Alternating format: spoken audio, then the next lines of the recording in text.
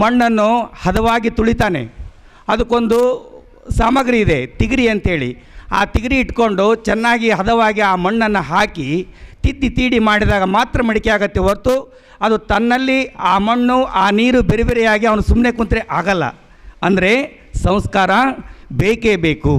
ಸಂಸ್ಕಾರ ಇದ್ದಾಗ ಮಾತ್ರ ಅದು ಏನಾಗತ್ತೆ, ಮಣ್ಣು ಮಡಿಕೆಯಾಗಲು ಸಾಧ್ಯ. ಹಾಗಾದರೆ ಶಿಲ್ಪಿ ಕಲ್ಲಿಗೆ ಸಂಸ್ಕಾರ ಕೊಟ್ಟಾಗ ಮಾತ್ರ ಅದು ಶಿಲೆಯಾಗತ್ತೆ, ಮೂರ್ತಿಯಾಗತ್ತೆ. ಅದೇ ಥರ ಇಲ್ಲಿ ನಾವು ಶಿಕ್ಷಕರ ವೃತ್ತಿನೇ ಬೇರೆ.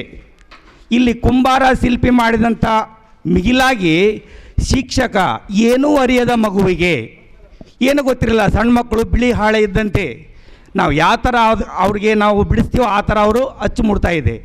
ಇಲ್ಲಿ ಶಿಕ್ಷಕ ಏನೂ ಅರಿಯದ ಮಗುವಿಗೆ, ಇಲ್ಲಿ ಜಾಸ್ತಿ ಅಂದರೆ ನಾನು ಸ್ವಲ್ಪ ನರ್ಸರಿ ವಿಭಾಗದ ಟೀಚರ್ಸ್ಗೆ ಭಾಳ ನಾನು ಧನ್ಯವಾದಗಳನ್ನ ಹೇಳಬೇಕು. ಯಾಕಂದರೆ ಸಣ್ಣ ಮಕ್ಕಳು ಇಲ್ಲಿ ಸಾಲಿ ಬರುವಾಗ ನೋಡ್ರಿ 1 ಮಂತು ಅಬಾಬಾ ಭಾಳ ಕಷ್ಟಪಡಬೇಕು. ಯಾಕಂದರೆ ಟೀಚರ್ಸ್ಗಳೆಲ್ಲ ನೀಟಾಗಿ ಬಂದಿರ್ತಾರೆ, ಆ ಮಗು ಕಿರ್ಚಾಡೋದು, ಅದು ಮಾಡೋದು, ಇದು ಮಾಡೋದು ನೋಡಿದರೆ 1 ತಿಂಗಳವರೆಗೆ ಭಾಳ ಕಷ್ಟಪಡ್ತಾರೆ. ಎಲ್ಲ ಸ್ಕೂಲಲ್ಲೇ ನೋಡ್ತೀನಿ ನಾನು. ಇಲ್ಲಿ ಸ್ಪೆಷಲ್ಲಾಗಿ ಅವರಿಗೆ ಧನ್ಯವಾದಗಳನ್ನು ಹೇಳೋಕ್ಕೆ ನಾನು ಇಷ್ಟಪಡ್ತಾ ಇದ್ದೀನಿ. ತದನಂತರ ಶಿಕ್ಷಕರು ಏನೂ ಅರಿಯದ ಮಗುವಿಗೆ ಸಂಸ್ಕಾರ ಕೊಟ್ಟಾಗ ಮಾತ್ರ ಒಳ್ಳೆಯ ವಿದ್ಯಾರ್ಥಿಯಾಗಿ ಒಬ್ಬ ಧೀಮಂತ ಪ್ರಜೆ ಆಗಲಿಕ್ಕೆ ಸಾಧ್ಯ.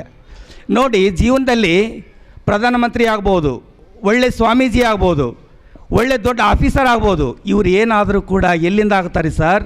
ನಾವು ಶಿಕ್ಷಕರು ಕಲಿಸಿದಾಗ ಮಾತ್ರ ಅವರು ಆ ಮೆಟ್ಲು ಏರ್ತಾರೆ ಹೊರತು ಬೇರೆ ಸಾಧ್ಯ ಇಲ್ಲ. ಶಿಕ್ಷಕರು ಬೇಕೇ ಬೇಕು. ಇದು ಮೊದಲನೆಯ ಅಡಿಪಾಯ. ಇದು ನಾನು ಇಲ್ಲಿ ಇವತ್ತಿನ ದಿವಸ ಮಕ್ಕಳು ನೋಡಿ ವೈಯಕ್ತಿಕವಾಗಿ ಒಂದು ವಿಚಾರ ಹೇಳ್ತೀನಿ. ಮಕ್ಕಳ ಆರೋಗ್ಯದ ದೃಷ್ಟಿಯಿಂದ ನೋಡಲಾಗಿ ಮಗುವಿಗೆ ಒಳ್ಳೆಯ ವಿದ್ಯಾಭ್ಯಾಸ ಕೊಡುವುದರ ಜೊತೆಗೆ, ಅವರಿಗೆ ವಿದ್ಯಾಭ್ಯಾಸ ಕೊಡಬೇಕು ಇಲ್ಲಂತಲ್ಲ, ಆದರೆ ಮಗುವಿನ ಆರೋಗ್ಯ ಮುಖ್ಯವಾಗಿ ಚೆನ್ನಾಗಿರಬೇಕು. ನೋಡಿ, ಮಕ್ಕಳ ಆರೋಗ್ಯ ಚೆನ್ನಾಗಿದ್ದಾಗ ಮಾತ್ರ ನಾವು ಆ ಮಕ್ಕಳಲ್ಲಿ ವಿದ್ಯೆಯನ್ನು ತುಂಬಕ್ಕೆ ಸಾಧ್ಯ. ಇಲ್ಲಾಂದರೆ ಆಗಲ್ಲ, ಖಂಡಿತ ಆಗಲ್ಲ. ಅಂದಾಗ ಮಾತ್ರ ಜೀವನ ಸಾರ್ಥಕ ಆಗತ್ತೆ. ಹಾಗಾದರೆ ಏನು ಮಾಡೋದು ಅಂದರೆ, ಮಕ್ಕಳಿಗೆ ಹೊರಗಡೆ ಸಿಗುವ ಜಂಕ್ ಫುಡ್, ಇವಾಗ 100 ಬೇಕರಿಗಳು ಬಂದಿದ್ದಾವೆ. ಅದು ಏನೋ ಪಾನಿಪೂರಿ, ಕಚೋರಿ, ಯಾವುದು ಬೇಡ್ರಿ, ಎಲ್ಲ ಕಿರಿಕಿರಿ. ಅದು ತಿನ್ನೋದು ಬೇಡ. ನಾವೇನು ಮಾಡಬೇಕು ಹಾಗಾದರೆ, ಮಕ್ಕಳಿಗೆ ಯಾವ ಥರ ರೂಢಿ ಮಾಡಬೇಕು ಅಂದರೆ, ಮಗುವಿಗೆ ಮೊಳಕೆ ಹೊಡೆದ ಕಾಳುಗಳಿಂದ ತಯಾರಿಸಿದ ಆಹಾರ ನೋಡಿ, ಎಷ್ಟು ಅದರಲ್ಲಿ ಚೆನ್ನಾಗಿರ್ತಕ್ಕಂಥ ವಿಟಮಿನ್ಸ್ ಇರ್ತವೆ. ಅವುಗಳನ್ನು ಏನು ಮಾಡಬೇಕು, ಮಕ್ಕಳಿಗೆ ರೂಢಿ ಮಾಡಬೇಕು.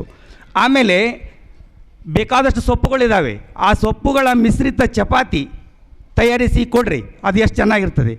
ನಾ ಏನು ಹೇಳ್ತೀನಿ ಇಲ್ಲಿ ಅಂದರೆ, ವಿದ್ಯಾಭ್ಯಾಸಕ್ಕಿಂತ ಮಕ್ಕಳ ಆರೋಗ್ಯ ಮುಖ್ಯ. ತದನಂತರ ಮುಖ್ಯವಾಗಿ ಮಗುವಿಗೆ ಮುಂಜಾನೆ ವೇಳೆ ಲಘು ವ್ಯಾಯಾಮ, ಅವ್ರಿಗೆ ತಕ್ಕಂತೆ ಸ್ವಲ್ಪ ವ್ಯಾಯಾಮಗಳನ್ನು ಹೇಳ್ಕೊಡೋದು, ಪ್ರಾಣಾಯಾಮ, ಯೋಗ, ಇವು ಬಹಳ ಮುಖ್ಯ. ಯಾಕಂದರೆ ಮಗುವಿನ ರಕ್ತ ಪರಿಚಲನೆ ಇರಬೇಕು, ಹಾಗೂ ಮಾನಸಿಕ ಸ್ಥಿತಿ ಸುಧಾರಣೆಯಾಗಿರಬೇಕು, ನೆನಪಿನ ಶಕ್ತಿ ವೃದ್ಧಿ, ಇವು ಎಲ್ಲ ಯೋಗ ಪ್ರಾಣಾಯಾಮಗಳಿಂದ ಸಾಧ್ಯ. ನಂತರ